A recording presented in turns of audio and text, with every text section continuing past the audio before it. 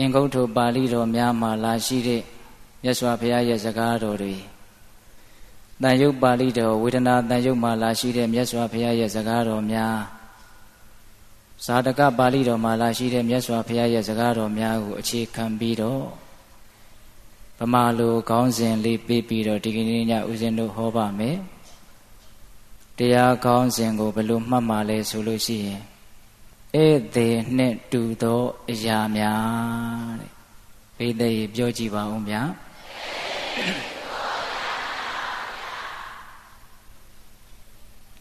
ဧည့်သည်နှင့်တူသောအရာများတဲ့ဧည့်သည်ဆိုတဲ့စကားလုံးကိုပေသက်ပေါင်းသူတော်ကောင်းတို့အားလုံးရှင်းရှင်းလင်းလင်းသဘောပေါက်ထားကြပြီးသားဧည့်သည်ဆိုတာယာယီသဘောထာဝရမဟုတ်တဲ့သဘောအမြဲမတည်တဲ့သဘောတွေကိုဖော်ညွှန်းနေတဲ့စကားလုံးတစ်လုံးဆိုတာပေသက်တို့အားလုံးသိတယ်နော်ဧည့်သည်ဆိုတာပဂရိဧည့်သည်လည်းရှိပါတယ်ပေသက်ပေါင်းသူတော်ကောင်းတို့လည်းပဲသူတစ်ပါးရဲ့အိမ်မှာအကြောင်းအားလျော်စွာဧည့်သည်သွားပြီးတော့လုပ်ရတဲ့အခါတွေမရှိဘူးလားမိမိတို့ရဲ့အိမ်ကိုလည်းပဲအကြောင်းအားလျော်စွာတခြားသောဧည့်သည်တွေရောက်လာတာတွေမရှိဘူးလားကိုကဧည့်သည်ဖြစ်တဲ့အခါပဲဖြစ်ဖြစ်ကိုကအိမ်ရှင်ဖြစ်ပြီးတော့ဧည့်သည်ကိုဧည့်ခံရတဲ့အခါမှာပဲဖြစ်ဖြစ်ဧည့်သည်မှန်သမျှသည်ခိတ္တခဏဆိုတဲ့အဓိပ္ပာယ်ကိုဖော်ညွှန်းနေတာဟုတ်ရဲ့လားအေးဒီကနေ့ဦးဇင်းတို့ကပဂတိလူသားတွေအကျတပါးသွားပြီးတော့တယောက်ရဲ့အိမ်တယောက်ရဲ့နေရာဌာနမှာတယောက်တဲခုပြီးတော့နေထိုင်ကြတဲ့ပဂတိဧည့်သည်ရဲ့အကြောင်းကိုမပြောပါဘူးဟုတ်လား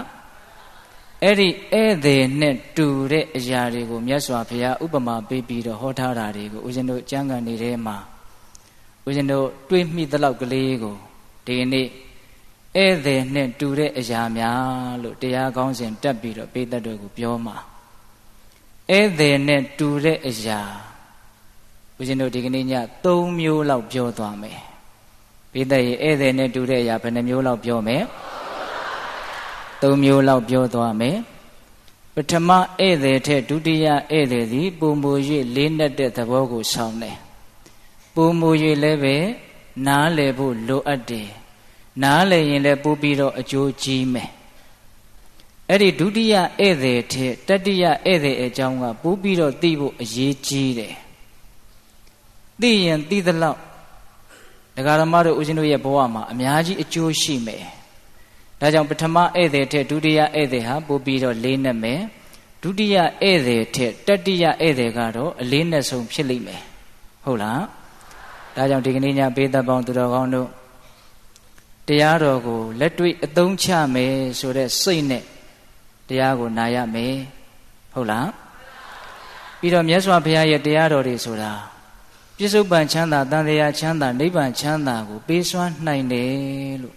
တရားတော်ရဲ့အပုံမှာတကယ်ကိုမြတ်နိုးပြီးတော့တန်ဖိုးထားပြီးတော့ဒါကလွဲလို့ဒုဘဝကိုကောင်းစေတဲ့အရာအခြားမရှိဘူးလို့တရားရဲ့ပုံမှာပုံပြီးတော့ယုံပြီးတော့မြတ်နိုးပြီးတော့နာယူကြည်ညိုကြစေခြင်းနဲ့ဟုတ်လားအေးဦးဇင်းတို့ကဒီတနာရီ15မိနစ်အတွင်းမှာတတ်နိုင်သမျှစကားတွေကိုဘေးမထွက်စေဘဲနဲ့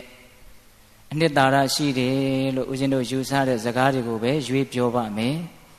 ဘေးသက်ပေါင်းသူတော်ကောင်းတို့ကလည်းပဲဦးဇင်းတို့ရဲ့နှုတ်ကထွက်လာတဲ့စကားတွေကိုတလုံးမှအလေးအလွဲ့မရှိဘဲနဲ့တကယ့်ကိုစူးစူးဆိုင်ဆိုင်အဓိပ္ပာယ်ကိုနားလေသဘောပေါက်အောင်နားထောင်စေခြင်းနဲ့ဟုတ်လားအေးဒါကြောင့်ဦးဇင်းတို့တနာရီ15မိနစ်ခန့်အချိန်ယူပြီးတော့ပြောကြမယ်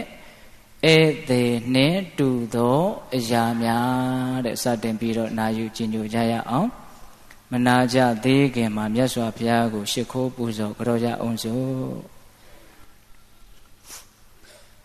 ဒီတရားတော်ကိုမဟောကြားသေးခင်မနာကြသေးခင်မှာတရားတော်အလုံးကိုဟောကြားတော်မူခဲ့တဲ့ဘုရားရှင်ကိုတော်မြတ်ရဲ့အင်မတန်အေးချမ်းကြည်လင်တော်မူတဲ့မဟာကရုဏာကို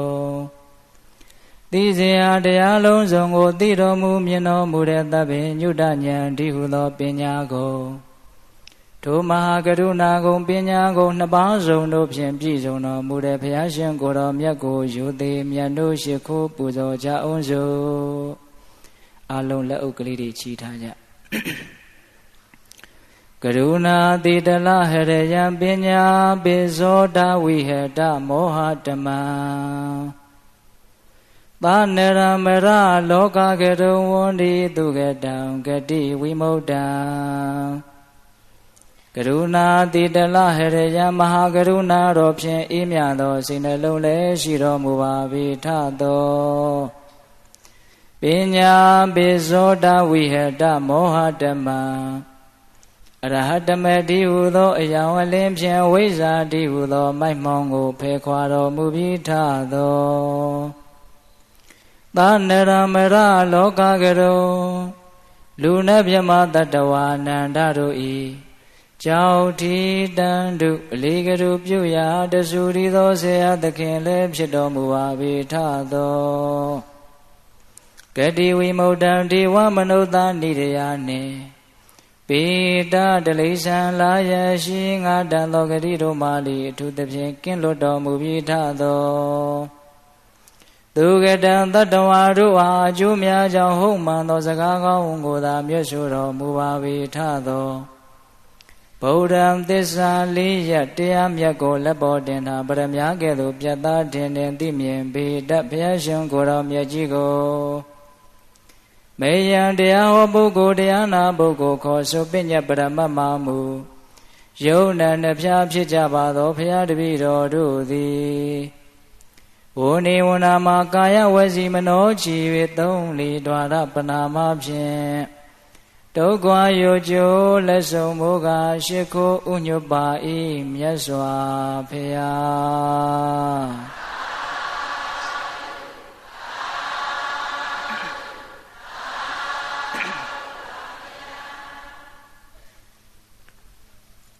ဧတေနှင့်တူသောအရာများတဲ့ဦးဇင်းတို့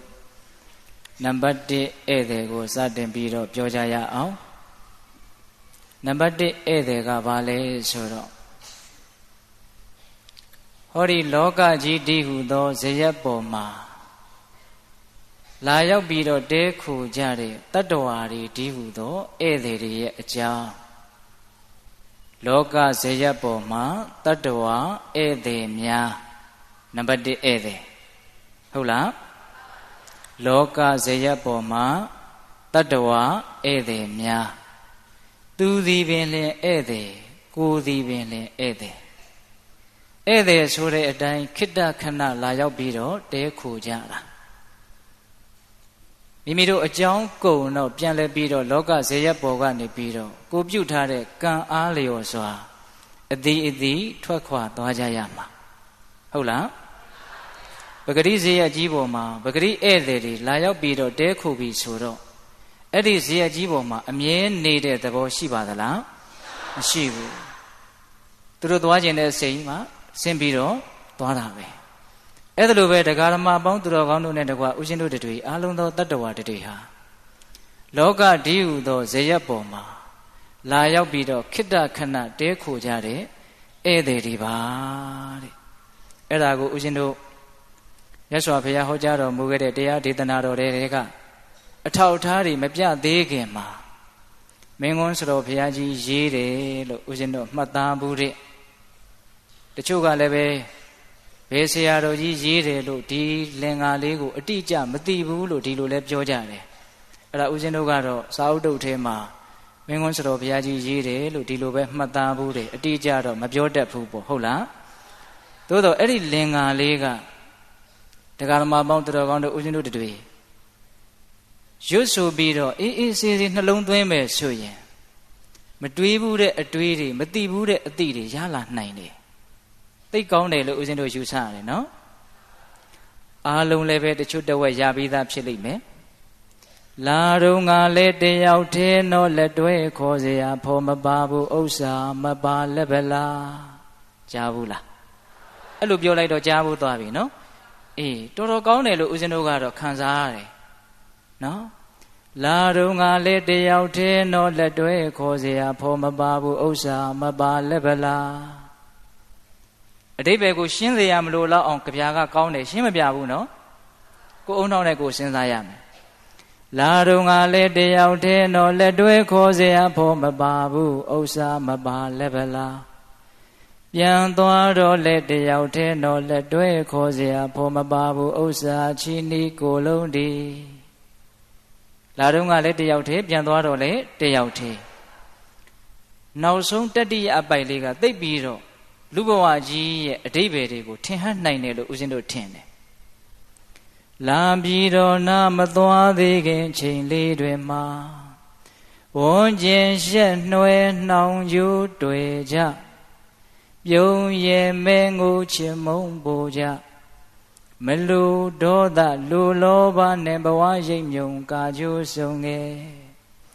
ကံကုန်မှုချုပ်လက်တွဲဖြုတ်ကတုတ်တုတ်စောလျင်ခရီးနှင်သည်တို့လျင်ဧည့်သည်တွေပါတကားဒီနောက်ဆုံးအပိုင်လေးကလေတလုံးချင်းလေးအေးအေးဆေးဆေးလေးဇိမ်ပြေနေပြေလေးစဉ်းစားပြီးတော့ဆိုရင်တော်တော်အရသာရှိလောကလူတွေဘလို့နေကြတယ်လဲဘလို့ထိုင်ကြတယ်လဲလောကရဲ့သဘောတဘာဝကဘာလဲဆိုတာကိုတနည်းအားဖြင့်တော့လူတွေရဲ့စိတ်နေတဘာဝဓမ္မတာတရားဟာဘလို့လဲဆိုတာကိုသိခွင့်ရတယ်ဟုတ်လားတစ်ခေါက်တော့ပြန်နားထောင်ကြည့်မယ်နော်လာပြီးတော့နာမသွားသေးခင်ချိန်လေးတွေမှာဝန်းကျင်ရှက်နှွယ်နှောင်ကျိုးတွေ့ကြပြုံးရဲ့မဲ့ငိုချင်မုန်းပူကြဦးဇင်းတို့ရှင်းပြရမလို့ပါဘူးဒီလူတွေဉာဏ်ရှိတယ်နော်ဝန်းကျင်ရှက်နှွယ်နှောင်ကျိုးတွေ့ကြပြုံးရဲ့မဲ့ငိုချင်မုန်းပူကြမလူဒေါသလူလောဘနဲ့ဘဝရိပ်မြုံကာကျိုးဆုံးငယ်ကာကျိုးတွေကိုစုံနေတာပဲအလွမ်းကန်းတွေကိုအသောကန်းတွေကိုအကြမ်းကန်းတွေရောနေရာတိုင်းမှာသေဥဆောင်နိုင်တဲ့လူတွေပေါ့ဟုတ်လားဝီဒီယိုဇာတ်ကားတွေကသေဥဆောင်တယ်ဆိုတာကတကယ်မဟုတ်ဘူးလောကဇတ်ခုံကြီးပေါ်မှာသေဥဆောင်နေတာကတကယ်နော်ကာကျိုးတွေပါလေစုံခဲ့ပြီစုံခဲ့ပြီတဲ့ဝန်းကျင်ရှက်နှွယ်နှောင်ကျိုးတွေ့ကြပြုံးရဲ့မဲ့ငိုချင်မုန်းပူကြမလူဒေါသလူလောဘနဲ့ဘဝရိပ်မြုံကာကျိုးဆုံးငယ်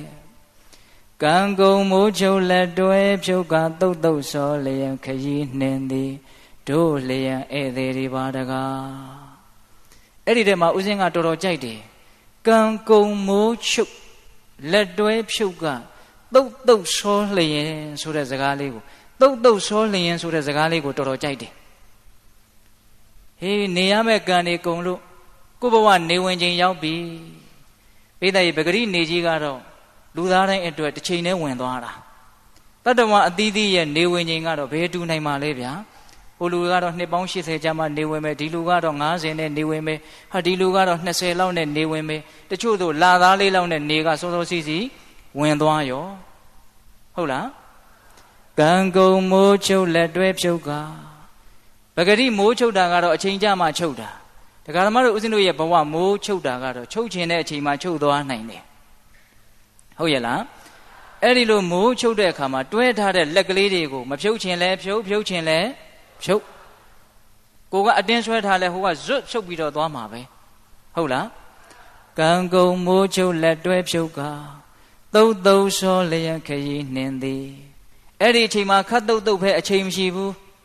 ဟုတ်လားနှုတ်ဆက်ချိန်လည်းမရှိဘူးအလွမ်းသေးချိန်လည်းမရှိဘူးတချို့တို့ပြုံးကနေတိုင်းကနေမရှိတော့ဘူးတဲ့ခရီးထွက်သွားတာမမြန်ဘူးလားမြန်နေဇေယျဘောကဆင်းသွားတာမမြန်ဘူးလားမြန်နေကံကုန်မိုးချုပ်လက်တွဲဖြုတ်ကသုတ်သုတ်စောလျက်ခရီးနှင်သည်အချိန်မရှိဘူးအချိန်မရှိဘူးသွားချိန်ကြရင်မြန်မြန်သွားရတယ်ရက်နေတုန်းဆင်းရမှာဆိုရင်ထိုင်ချိန်ထိခွင့်မပေးဘူးဟုတ်ရလားအဲ့နေတုန်းကံကုန်မယ်ဆိုလို့ရှိရင်ပြန်ပြီးတော့ထိုင်ခြင်းလို့ထိုင်ခွင့်မရဘူးဟုတ်ရလားကြောက်စရာကောင်းတယ်နော်ဘဝမှာကိုယ်စိတ်တိုင်းကြကြီးအကြာကြီးနေခွင့်ရပါမယ်လို့ဘယ်သူပြောနိုင်မှာလဲဘယ်သူမှမပြောနိုင်ဘူးအချိန်မရွေးဒီဇေယျဘောကဆင်းသွားရမှာကံကုန်မိုးချုပ်လက်တွဲဖြုတ်ကသုတ်သုတ်စောလျက်ခရီးနှင်သည်တို့လျက်ဧည့်သည်တွေပါတကားသူသည်ပင်လည်းဧည့်သည်ငါသည်ပင်လည်းဧည့်သည်ဟုတ်လားအေးဒီဧည့်သည်ဆိုတဲ့စကားလေးကိုစစ်စစ်ပေါက်ပေါက်ကိုယ့်ဘဝနဲ့ရှင်းပြီးတော့စဉ်းစားပြီးတော့ဘေးသက်ပေါင်းသူတော်ကောင်းတို့သဘောပေါက်မယ်ဆိုလို့ရှိရင်အစွဲတွေနဲပြီးတော့တန်ရောစဉ်ကြိုးတွေရော့ပြီးတော့နေရထိုင်ရတာလွတ်လပ်တယ်ပေါ်ပါတယ် ဲ့ဆိုတဲ့အမြင်မရှိဘဲနဲ့အိမ်ရှင်ဆိုတဲ့အမြင်ကြီးနဲ့ထာဝရပါပဲလို့ထင်ပဲဆိုရင်တော့တန်ရောစဉ်ကျိုးတွေလည်းတင်းမယ်အသိဉာဏ်တွေလည်းတုံးမယ်နေရထိုင်ရတာလည်းပဲလေးလံပဲပူလောင်ပဲဒါကြောင့်ကိုယ့်ဘဝဟာဧည့်သည်ပါဆိုတာကိုရှင်းရှင်းလင်းလင်းသဘောပေါက်ဖို့အရေးကြီးတယ်ဒီဧည့်သည်ဆိုတဲ့စကားလုံးလေးနဲ့ပတ်သက်ပြီးတော့ဦးဇင်းတို့နည်းနည်းလေးပြောချင်သေးတယ်အဲ့ဒါပါလဲဆိုတော့950နိဗ္ဗာန်တော်မှာဥရကဇတ်ဆိုတာရှိတယ်ဗျအဲ့ဒီတဲကခေမာထေရီအလောင်းဖြစ်တဲ့ဒကမာကြီးကပြောခဲ့ဘူးတယ်တတ္တဝါတွေဟာဧည့်သည်ပါဆိုတာဦးဇင်းတို့အဲ့ဒီဇတ်တော်လေးကိုအချင်းချုပ်ကလေးပြောမယ်နော်ဦးဇင်းတို့ဘုရားလောင်းကြီးကတခုသောဘဝမှာသားတစ်ယောက်သမီးတစ်ယောက်ထုံကားတော့အဲ့ဒီသားကမိန်းမရတော့ချွေးမလည်းရှိတယ်အိမ်မှာခိုင်းဖို့ရှိဖို့ကျွန်မလေးတစ်ယောက်လည်းရှိတယ်အဲ့ဒီတော့ဒကမာကြီးရဲ့သားရဲ့သမီးရဲ့ချွေးမရဲ့ကျွန်မရဲ့ဆိုပြီးတော့အချမ်းရံ9ယောက်နဲ့နေတာအဲ့ဒါဘုရားလောင်းကြီးကသဘောပေါက်တယ်ဘဝဆိုတာဧည့်သည်ပဲဆိုတာသဘောပေါက်တယ်သူသဘောပေါက်တယ်လို့သူ့ရဲ့လက်အောက်ငယ်သားမိသားစုတွေသဘောပေါက်ပါစေဆိုပြီးတော့အမြဲတမ်းဆုံးမတယ်ဘဝဆိုတာဧည့်သည်ဟောဒီလောကဇေယျဘောကအချိန်မရွေးဆင်းသွားကြရမှာဇေယျကိုဆွဲလန်းမာတယ်ဆိုလို့လေကိုနေခြင်းတလောက်နေခွင့်မရှိအဲ့ဒီလိုဆုံးမတာအဲ့ဒီလိုဆုံးမတော့မိသားစုတစုတုံးကလည်းပဲဘဝဆိုတာဧည့်သည်အကြောင်းဆုံလို့အကြောင်းကြုံလို့လမ်းပြီးတော့ဆုံကြတာဘယ်အချိန်မှကွဲသွားကြမယ်မသိဘူးလို့အမြဲတမ်းစဉ်းစားတယ်အဲ့ဒီလိုနေရင်းနဲ့ဒီနေ့တော့လေတော်ထဲမှာဦးဇင်းတို့မိုးဦးလေဦးကြနဲ့ဒူပါရဲ့အမိုက်တွေစုပုံပြီးတော့မီးရှို့စိုက်ဖို့ပြိုးဖို့ပေါ့လေအဲ့ဒီလိုမီးရှို့ရင်လည်းသားဖာ2ယောက်အလုပ်လုပ်ရင်းနဲ့သားလေးကိုတောင်ပေါ်ထဲကမွေကမီးကိုမှုန်ပြီးတော့ထွက်လာပြီးတော့နောက်ကနေရုတ်တရက်ကိုက်လိုက်တာအဲ့ဒီနာကျင်ပွဲချင်းပြီးလဲပြီးတော့သေရှာတယ်အဲ့ဒီတော့ဘုရားလောင်းတကာကြီးကလေနီနာချင်းအိမ်ပြန်မဲ့လေနီနာချင်းကိုမှားတယ်ဟေးတို့အိမ်ကအမေကြီးကိုပြောလိုက်ပါအခါတိုင်း2ယောက်စာယူနေကြပို့နေကြထမင်းကိုဒီနေ့1ယောက်စာပဲလာပို့ပါလို့ပြောလိုက်ပါအခါတိုင်းထမင်းလာပို့ရင်1ယောက်ပဲပို့တာဒီကနေ့တော့အိမ်ရှိလူကိုတတ်တရရဖီးလိန်ပြင်ဆင်ပြီးတော့လာပြီးတော့ပို့လိုက်ပါလို့ပြောလိုက်ပါပန်းနန္တာလက်ဆွဲခဲ့ပါလို့ပြောလိုက်ပါအဲ့ဒီလိုလဲပြောတော့ဒကမာကြီးကခေမာထေရီအလောင်းဆိုတော့ညံရှိတယ်ဟေးမင်းကိုပြောလိုက်တာဘယ်သူပြောလိုက်တာလဲအဖေကပြောလိုက်တာလားသားကပြောလိုက်တာလားအဖေကပြောလိုက်တာဩအဲ့လိုဆိုရင်ငါသားလေးတော့ဆုံးရှာပေါ့အိမ်ကနေသိတယ်2ယောက်စာထမင်းပို့နေကြ1ယောက်ပဲမှားတယ်ဆိုတော့1ယောက်မရှိတော့ဘူးပေါ့ဟုတ်လားအကုန်လုံးလာခဲ့ရမယ်ဆိုတော့နောက်ဆုံးခရီးကလေးမို့နှုတ်ဆက်တဲ့အနေပေါ့သဘောပေါက်တယ်နော်ဒကမာကြီးကအဲ့ဒါနဲ့အိမ်ရှိတဲ့လူတွေကိုကဲငါသားတော့သေးပြီဟဲ့သမီးမင်းအကိုတော့သေးပြီချွေးမကိုလည်းမင်းယောက်ျားတော့သေးပြီအေးတို့စဉ်းစားခဲ့တယ်ဘဝဆိုတာဧည့်သည်အခုအဲ့ဒီဧည့်သည်ကအရင်လက်ဥစွာဒီဇက်ဘောကဆင်းသွားပြီတို့ကိုနှုတ်တောင်ဆက်မသွားဘူးအဲ့ဒါနဲ့အိမ်ရှိလူကုန်ပန်းနန္တာလက်ဆွဲပြီးတော့လေတော်ကိုလိုက်တယ်ဟိုရောက်တော့ထင်းတဲ့အတိုင်းပဲအဲ့ဒီမှာသားအလောင်းကိုစစ်စစ်ကြည့်တမိသားစုလုံးမျက်ရည်တစ်ပေါင်းမှမကျဘူးစောစည်းစွာကြိုတင်ပြီးတော့သိမြင်ထားတဲ့အသိဉာဏ်တွေရဲ့ခွန်အားပေါ့နော်အေးမျက်ရည်မကျဘူးအဲ့ဒါကိုစုပုံပြီးတော့ထင်းကြောက်ကလေးတွေပါလေးတွေစုပြီးတော့သားအလောင်းကိုနေချင်းပြီးမီးရှို့တယ်တကြိုတယ်ဘေးမှာဘယ်ပိဋကမှာဖိတ်တယ်လို့လည်းမပါဘူးဟုတ်လားသာသနာ့ဘဆိုတော့ဘုန်းကြီးလည်းရှိဟန်မတူပါဘူးဘုန်းကြီးပင့်တယ်လို့လည်းမပါဘူးလေတော်ထဲမှာဒီတိုင်းသေးလို့ဒီတိုင်းပဲရှို့ပလိုက်တာပဲဒါပေမဲ့သူတို့ရဲ့စိတ်တန်တာမှာကုသိုလ်ဆိုတာကတော့ဖြစ်နေတယ်ကုသိုလ်ဆိုတာစိတ်ထဲမှာကောင်းတဲ့သဘောဖြစ်တာတဘာဝကျတဲ့သဘောဖြစ်တာကုသိုလ်ခေါ်တာမဟုတ်လားအေးသူတို့ရဲ့စိတ်ထဲမှာတော့အင်မတန်လေးနေတဲ့ကုသိုလ်တွေကတော့ဖြစ်နေတာအဲ့ဒီမှာဝိုင်းပြီးတော့သားရဲ့အလောင်းမီးတစ်ဖြက်လောင်ကျွမ်းသွားတာကိုဒီတိုင်းပဲဇိမ်ပြေနေပြေထိုင်ကြည့်နေတယ်ဘဝဆိုတာဒီတိုင်းပဲပြီးတော့လည်းပြီးရတာဘာမှဟုတ်တာမဟုတ်ဘဝဆိုတာဘာမှဟုတ်တာမဟုတ်ဘာတန်ဖိုးမှမရှိဘူးဘဝဆိုတာပြီးရင်ပြီးရတာတုံညာသဘောဒါကြောင့်မြတ်စွာဘုရားဘဝကိုတုံညာလို့ဟောတာတုံညာဆိုတော့1လည်းမဟုတ်ဘူး2လည်းမဟုတ်ဘူးဘာမှကဏ္ဍတက်လို့မရဘူးဘာဖြစ်လို့လဲပြီးရင်ပြီးသွားတာမို့လို့မပြီးရင်လို့မရဘူးဒါပေမဲ့တရားဓမ္မတို့ဥစဉ်တို့ပုထုဇဉ်တွေဆိုတာကတော့ဘဝဟာပြီးသွားတာပဲဆိုတာကိုသဘောမပေါက်တော့ဘဝကိုတန်ဖိုးရှိတယ်လို့ထင်တယ်ဘဝကိုကြည်ကျယ်တယ်ဘဝကိုခံထားတယ်လို့ထင်တယ်ဒါကြောင့်ကဏ္ဍတွေအမျိုးမျိုးတက်တယ်တန်ဖိုးတွေအမျိုးမျိုးကတ်တယ်တစိတ်တွေအမျိုးမျိုးကတ်ထားတယ်ဘဝကိုတိတ်တန်ဖိုးရှိတယ်လို့ထင်တာ ထားပါတော့စကားတွေဘေးထွက်ကုန်ပြီတခါကြီးဒီမိုင်းများအဲ့ဒါလို့သူတို့ရဲ့ပွားများအပ်သောစိတ်ဓာတ်ဘာဝနာရဲ့အစွမ်းတတ္တိကြောင့်မျက်ရည်မကျဘူးအဲ့ဒီစိတ်ဓာတ်ရဲ့အစွမ်းတတ္တိကမျက်ရည်မကျယုံမျှမကဘူးတရားမင်းရဲ့နေရာကိုတောင်တုန်လှုပ်စေတယ်အဲ့ဒါတရားမင်းကပုံနာရောင်ဆောင်ပြီးတော့ရောက်လာတာအံ့ဩစရာကောင်းလိုက်တာသားအရင်ခောက်ခောက်သေးတာကိုတရားမှမငို့ဘူးအဲ့ဒါနဲ့မသိချင်အောင်ဆောင်ပြီးတော့အဲ့ဒီပုံနာဧည့်သည်ရောင်ဆောင်ထားတဲ့ပုံနာကမေးတာဟေးသားသမင်ကိုမီးရှို့နေတာလားလူကိုမီးရှို့နေတာလားဟာလူကိုမီးရှို့နေတာပါအံ့ဩတယ်လူဆိုရင်ဒါသင်တို့ရဲ့ရန်သူပဲဖြစ်မယ်တဲ့ရန်သူမဟုတ်ပါဘူးသားပါတူရီသောသားပါသားဆိုရင်လည်းသင်တို့မုန်းတဲ့သားပဲဖြစ်မယ်မမုန်းပါဘူးအင်မတန်ချစ်တဲ့သားပါဟာဒါနဲ့ရင်ဘာလို့မငို့တော့အဲ့ဒီကြတော့မှခေမာထေတီအလောင်းပြောတဲ့စကားထဲမှာဒါလေးကိုဦးဇင်းကပြောချင်တာနော်မငိုခြင်းရဲ့အကြောင်းပေါ့ဘုရားလောင်းကြီးကတော့ပြောပါတယ်လူဘဝသေးတယ်ဆိုတာမွေများအရေခွန်လဲသလိုပဲတဲ့ဒါဘုရားလောင်းရဲ့အယူအဆအမြင်ပေါ့နော်ငါသားဟာအခုမီးရှို့နေတာကိုတောင်ဘာမှမသိတော့ဘူးတို့ငိုတာကိုသိဖို့ဝေလာဝေးရော့ဒါကြောင့်ငိုကြွေးနေလို့ဘာအဓိပ္ပာယ်ရှိမှလဲမီးရှို့တာကိုတောင်မသိတဲ့လူတစ်ယောက်ရဲ့အနားမှာလာပြီးတော့ငိုမယ်ဆိုရင်ဘာအဓိပ္ပာယ်ရှိမလဲဘာမှအဓိပ္ပာယ်မရှိဘူးတကယ်လို့ငိုတာကိုသူကသိတယ်ဆိုရင်လည်းဩငါ့ပေါ်မေတ္တာရှိရလို့တန်ရောစင်မကင်းကြလို့ငိုတာလို့သိတယ်ဆိုရင်လည်းငိုရတာကငိုရကျိုးနဲ့သေးတယ်လေအခုကိုငိုတာကို तू သိလားမသိဘူးငိုတာကိုမပြောနဲ့မီးရှို့တာကိုတောင်မသိတော့ဘူးဒါကြောင့် तू မငိုဘူးတဲ့နှမလေးကိုမေးတော့နှမလေးကဘာပြောလဲဆိုတော့ငိုခြင်းအပြင်လူပိန်မယ်တဲ့ကျမကိုချစ်တဲ့လူတွေစိတ်ဆင်းရဲမယ်တဲ့ဘာမှအကျိုးမရှိဘူးဒါကြောင့်မငိုဘူးတဲ့နော်ဇနီးကိုမေးတဲ့အခါကျတော့မငိုပါဘူးတဲ့သေပြီးသားလူကိုတန်းတက်ပြီးတော့ပူဆွေးတာဟာလကိုတန်းတက်ပြီးတော့ငိုတဲ့ကလေးတဲ့ယူတယ်တဲ့လကမှမြင်ရသေးတယ်ပေါ့ဟုတ်လားအဲ့ဒီမှာကျွန်မကိုမေးတော့ကျွန်မကဘာပြောလဲဆိုတော့ကွဲပြီးသားရေအိုးဟာပြန်ဆက်လို့မရတော့သလိုငိုကြွေးခြင်းအပြင်ဘာမှအကျိုးမရှိဘူးဒီလိုပြောတာအဲ့ဒီမှာဒကမာကြီးပြောတဲ့စကားကိုပေးတတ်တော့ကိုမှတ်သားစေခြင်းတာအနာဝီတောတတောအာဂနာနုညာတောဤတောကတောယထာကတောတထာကတောတထကပရိဒေဝနာသူကတော့ပါဠိလိုဂါထာလေးနဲ့ရွတ်တာဗျနော်အဓိပ္ပာယ်ကဘာပြောလဲဆိုတော့အနာဝီတောတတောအာဂဟောဒီချစ်လာတဲ့သားဟာကျွန်ုပ်မခေါ်ပဲနဲ့ကျွန်ုပ်တို့ရဲ့အိမ်မော်ကိုရောက်လာတာကျွန်ုပ်ရင်ဝင်ကြားကိုရောက်လာတာလာခဲ့ပါလို့မျက်မျက်နှုံနှုံခေါ်တာမဟုတ်ဘူးသူသဘောနဲ့သူပါလဲရောက်လာတာအနာဝီတောတတောအာဂနာနုညာတောဤတောကတောပြန်သွားတော့လည်းပဲကျွန်ုပ်တို့အနူးအညွတ်ခွင့်မပြုဘဲနဲ့သူ့စိတ်ကူးနဲ့သူ့ဟတ်သူပြန်သွားတာလာခဲ့လို့လည်းမခေါ်ဘူးပြန်သွားပါလို့လည်းခွင့်မပြုဘူးခွင့်မပြုတဲ့ကြားတဲ့ကပြန်သွားတာ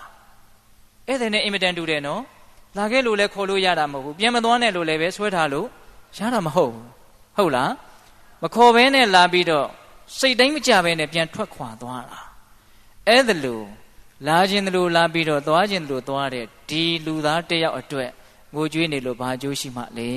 တဲ့ဒီစကားလေးပြောတာဒါကြောင့်ပေးသက်ပေါင်းသူတော်ကောင်းတို့တရားမင်းကြီးကတော့